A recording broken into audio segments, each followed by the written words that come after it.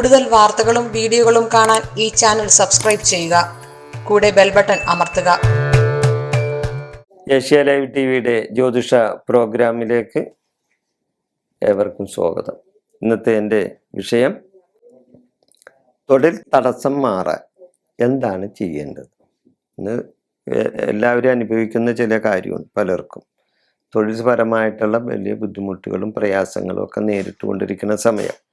ഈ മഹാമാരിക്കാലത്ത് പലർക്കും തൊഴിൽ നഷ്ടപ്പെട്ടു. പിന്നെ തൊഴിൽ ചെയ്തവർക്ക് തന്നെ ശമ്പളം കിട്ടായി വരും. ശമ്പളം കിട്ടിയെന്നവർക്ക് തന്നെ പകുതി ശമ്പളമാണ് കിട്ടുന്നത്.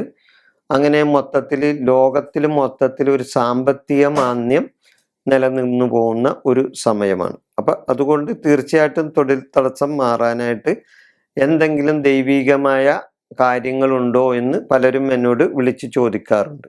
അപ്പോൾ അതിനൊക്കെ വേണ്ടിയാണ് ഞാനിങ്ങനെ ഒരു പ്രോഗ്രാം ചെയ്യുന്നത്. എല്ലാവർക്കും കാര്യങ്ങൾ കോമൺ ആയിട്ട് അറിയാവുന്നതിന് വേണ്ടി.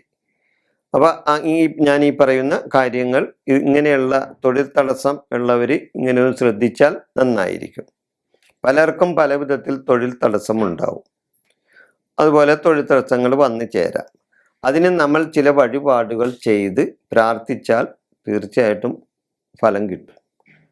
അപ്പം നമ്മൾ അതിനെ മനസ്സർപ്പിച്ച് നമ്മൾ ആ വഴിപാട് ചെയ്യണം.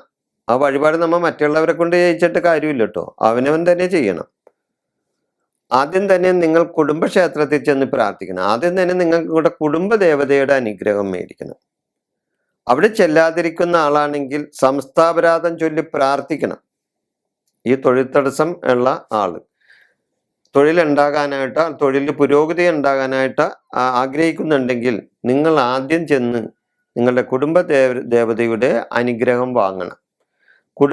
കുടുംബദേവതയുടെ അനുഗ്രഹം വാങ്ങാതെ ഇരിക്കുന്ന ആളാണെങ്കിൽ തീർച്ചയായിട്ടും ആ കുടുംബ പരദേവത സ്ഥാനത്ത് ചെന്ന് അവിടെ സമസ്താപരാധം ചൊല്ലി സമസ്താപരാധം പറഞ്ഞ് പ്രാർത്ഥിക്കണം. എന്നിട്ട് വേണം മറ്റു കാര്യങ്ങൾ ചെയ്യാൻ.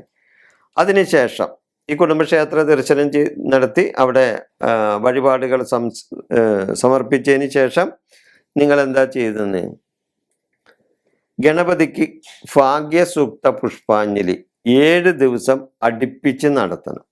7 ദിവസം നിങ്ങൾ ഗണപതിക്ക് ഭാഗ്യസൂക്ത പുഷ്പാഞ്ജലി നടത്തണം. അതോടൊപ്പം കർഗമാലയും ചാർത്തണം. 7-ാം ദിവസം നാളികേരം ഉഴിഞ്ഞ് അടിക്കണം. 7-ാം ദിവസം നാളികേരം ഉഴിഞ്ഞടിക്കുക. അങ്ങനെ ചെയ്താൽ തീർച്ചയായിട്ടും ആ ഗണപതി ആ വിഘ്നങ്ങളെല്ലാം മാറ്റിത്തരും. അപ്പം എൻ്റെ വിഘ്നങ്ങളെല്ലാം മാറ്റിത്തന്നെ, എൻ്റെ തൊഴിൽ സംബന്ധമായ തടസ്സങ്ങളെല്ലാം മാറ്റിത്തന്നെ വിഘ്നേശ്വര എന്ന് ഗണപതി ഭഗവാനോട് ആത്മാർത്ഥമായിട്ട് നമ്മൾ പ്രാർത്ഥിച്ച് ആ നാളികേരം, നല്ല നാളികേരം കൊണ്ട് ചെല്ലണം കേട്ടോ. കടകളിലൊക്കെ വാങ്ങിക്കാൻ കിട്ടുന്ന ചിലപ്പോൾ ചീഞ്ഞ നാളികേരമായിരിക്കും. ആ ചീഞ്ഞ നാളികേരം കൊണ്ട് അടിച്ച് നിങ്ങൾ അവിടെ ദുർഗന്ധമൊന്നും പരത്തരുത്. അപ്പം അതുകൊണ്ട് നിങ്ങൾ നല്ല നാളികേരം ചെല്ലണം. ചില ഗണപതിയുടെ ക്ഷേത്ര നടയിലൊക്കെ ചെന്നാൽ തേങ്ങ ചീഞ്ഞ മണം ഒരുക്കുള്ളൂ. അങ്ങനെ ആ ചീഞ്ഞ നാളികേരം അടിച്ചവന് ഒരു ഫലവും കിട്ടൂല. കാരണം അതുകൊണ്ട് എന്താ ഫലം? ദുർഗന്ധമാണ് അതിൽ നിന്ന് വരുന്നത്, ഇല്ലേ? അപ്പം അതുകൊണ്ട് നല്ല നാളികേരം കൊണ്ടേ ചെല്ലണം. നല്ല വിളഞ്ഞ നാളികേരം കൊണ്ടേ ചെന്നിട്ട് അവിടെ അടിക്കണം. എങ്ങനെ അടിക്കണം? ഭഗവാനെ വിഘ്നേശ്വര, എന്നിലുള്ള തൊഴിൽ സംബന്ധമായ എല്ലാ തടസ്സങ്ങളും ദുരിതങ്ങളും ഈ നാളികേരത്തിൽ കൂടി ഒഴിഞ്ഞുപോയി. ഈ നാളികേരം ചെതറുന്നത് പോലെ എൻ്റെ ദുരിതങ്ങളും ചെതറിപ്പോണേ ഭഗവാനെ എന്ന് പ്രാർത്ഥിച്ചിട്ട് ആ ഭഗവാന്റെ മുമ്പിലുള്ള ആ കല്ലിൽ നല്ല പോലെ ആഞ്ഞടിച്ച് തെറിപ്പിച്ച് കളയണം. അത് ചെയ്യാൻ പറ്റുമോ? ചെയ്യാൻ പറ്റുമെങ്കിൽ ചെയ്യണം. അങ്ങനെ നിങ്ങൾ ഗണപതി ഭഗവാന്റെ അടുത്ത് ഞാൻ ഈ പറഞ്ഞ വഴിപാടുകൾ ചെയ്താൽ അതിൻ്റെ ഫലം നിങ്ങൾക്കുണ്ടാവും. നല്ലപോലെ ഫലം കിട്ടും. അതേപോലെ തന്നെ നിങ്ങളുടെ 3 പക്കപ്പിറന്നാളിന് ഗണപതിക്ക് ഹോമവും ഭഗവതി സേവയും നടത്തി പ്രാർത്ഥിക്കണം. ഗണപതിക്ക് നിങ്ങളുടെ 3 പക്കപ്പിറന്നാളിന് ഗണപതി ഹോമം നടത്തണം.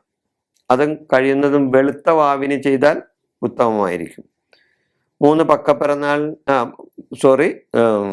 പക്കപ്പിറന്നാളിന് ചെയ്താൽ മതി, ഇത് ചെയ്യണ്ട. പക്കപ്പിറന്നാളിന് ചെയ്യാൻ പറ്റാത്തവര് 3 വെളുത്ത വാവിന് ചെയ്യാം. 3 പക്കപ്പിറന്നാളിന് ചെയ്യാൻ പറ്റാത്തവര് 3 വെളുത്ത വാവിന് ചെയ്യാം. അപ്പൊ അന്ന് അതിന് ഗണപതി ഹോമം ഭഗവതി ചെയ്യണം. പക്കപ്പിറന്നാൾ ചെയ്യാൻ പറ്റാത്തവര്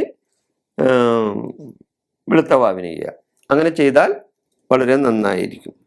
അതേപോലെ ശത്രുദോഷം ഉണ്ട് എന്ന് മനസ്സിലായാൽ, ശത്രുദോഷം കൊണ്ട് തൊഴിൽ തടസ്സം ഉണ്ടാകും എങ്കിൽ നിങ്ങൾക്ക് ശത്രുദോഷം ഉണ്ട്. ആ ശത്രുവിനെ കൊണ്ടാണ് ഒരുപാട് പേർക്ക് ഉണ്ടാവില്ല തൊഴിൽ സംബന്ധമായ തടസ്സങ്ങൾ. അത് ശത്രുവിനെ കൊണ്ടുണ്ടാവും. തൊഴുത്തിൽ കുത്തില്ലാത്ത സ്ഥലമില്ലല്ലോ.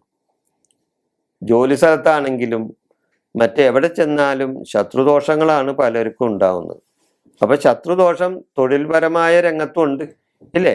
അപ്പൊ നിങ്ങളുടെ തൊഴിൽപരമായ കാര്യങ്ങളിൽ ശത്രുദോഷം ഉണ്ടെങ്കിൽ അത് മാറ്റിക്കിട്ടാനായിട്ട് നിങ്ങൾ എന്താ ചെയ്യേണ്ടത്? ഭദ്രകാളി ദേവിക്ക് 7 വെള്ളിയാഴ്ച കാളി സൂക്തം കൊണ്ട് ശത്രു സംഹാര പുഷ്പാഞ്ജലി നടത്തണം. 7 വെള്ളിയാഴ്ച ഭദ്രകാളി ദേവിക്ക് കാളി സൂക്തം കൊണ്ട് ശത്രു സംഹാര പുഷ്പാഞ്ജലി നടത്തി പ്രാർത്ഥിക്കണം. ഒരു വെള്ളിയാഴ്ച ഭഗവതിക്ക്, അതായത് ദേവിക്ക് ഒരു കടും പായസം അല്ലെങ്കിൽ ശർക്കര പായസം, പലരും പല സ്ഥലത്ത് പല പേരിലാണ് പറയുന്നത്. അപ്പൊ കടും പായസമോ ശർക്കര പായസമോ ദേവിക്ക് സമർപ്പിക്കുക. ഭദ്രകാളി ദേവി പായസാന്നപ്രിയാണ് ഇല്ലേ? പായസാന്നപ്രിയാണ് ദേവി. അപ്പൊ ദേവിക്ക് പായസം വഴിപാട് സമർപ്പിച്ചാൽ തീർച്ചയായിട്ടും അവിടെ നിങ്ങൾക്ക് നല്ല ഫലം കിട്ടും. അപ്പൊ ഭദ്രകാളി ദേവിക്ക് 7 വെള്ളിയാഴ്ച കാളി സൂക്തം കൊണ്ട് ശത്രുസംഹാര പുഷ്പാഞ്ജലി നടത്തി ഒരു വെള്ളിയാഴ്ച ഭഗവതിക്ക് കടുംപായസ നിവേദ്യവും കൊടുത്താൽ നിങ്ങളുടെ ആ ശത്രുദോഷം നിങ്ങൾക്ക് മാറിക്കിട്ടും. അപ്പൊ തൊഴിൽപരമായി ശത്രുദോഷം ഉണ്ടെങ്കിൽ അതും മാറിക്കിട്ടും.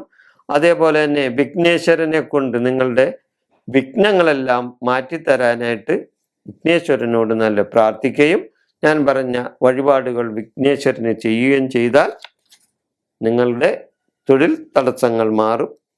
നിങ്ങൾക്ക് തൊഴിലിൽ പുരോഗതി ഉണ്ടാവുകയും ചെയ്യും.